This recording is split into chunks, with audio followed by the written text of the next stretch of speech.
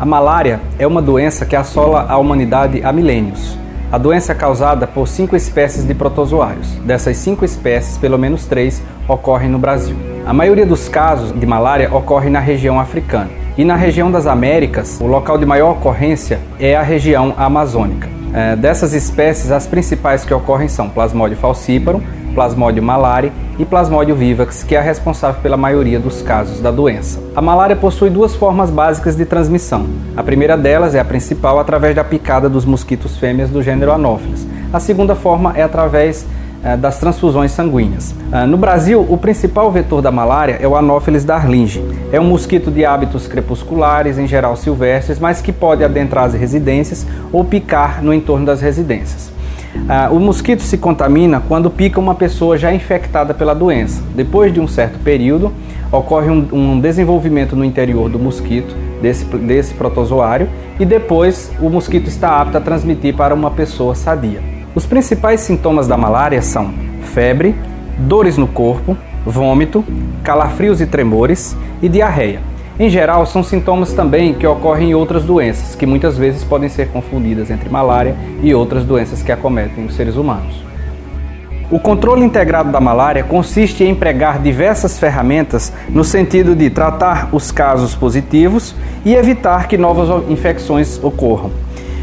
Para tanto, a vigilância ambiental é uma ferramenta fundamental no sentido de monitorar as sazonalidades, os eventos, as cotas de cheias do rio, as condições climáticas que podem favorecer a deflagração da doença. O monitoramento de vetores é uma ferramenta fundamental no sentido de que promove a análise do comportamento dos vetores, os hábitos endofágicos e exofágicos, as taxas de paridades e taxas de infecção, assim como o correto monitoramento das espécies que ocorrem numa determinada região. A vigilância epidemiológica é uma ferramenta importante no sentido de monitoramento da malária em tempo real, onde são monitorados os casos da doença e os tipos de plasmódios que ocorrem numa determinada região.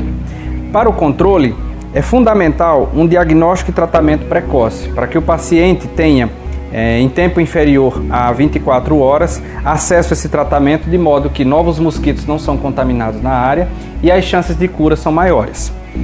Outra ferramenta importante no controle vetorial é a borrifação residual intradomiciliar, que consiste na impregnação de superfícies, como as paredes das residências, evitando assim o contato do humano com o vetor.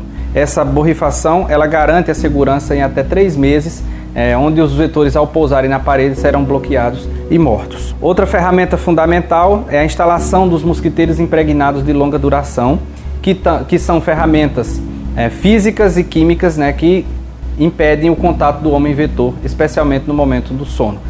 Os mosquiteiros eles possuem uma molécula inseticida que bloqueia a presença do mosquito quando tenta picar um humano. Outras ferramentas que são importantes no controle integrado da malária são o manejo ambiental dos criadouros, onde são drenados, onde são eliminadas as vegetações associadas a esses criadouros, para evitar o desenvolvimento das formas imaturas, assim como a aplicação de biolarvicidas, que tem ação sobre as larvas, as formas imaturas dos vetores. A termonebulização espacial é uma medida de controle especial que somente é usada em algumas situações.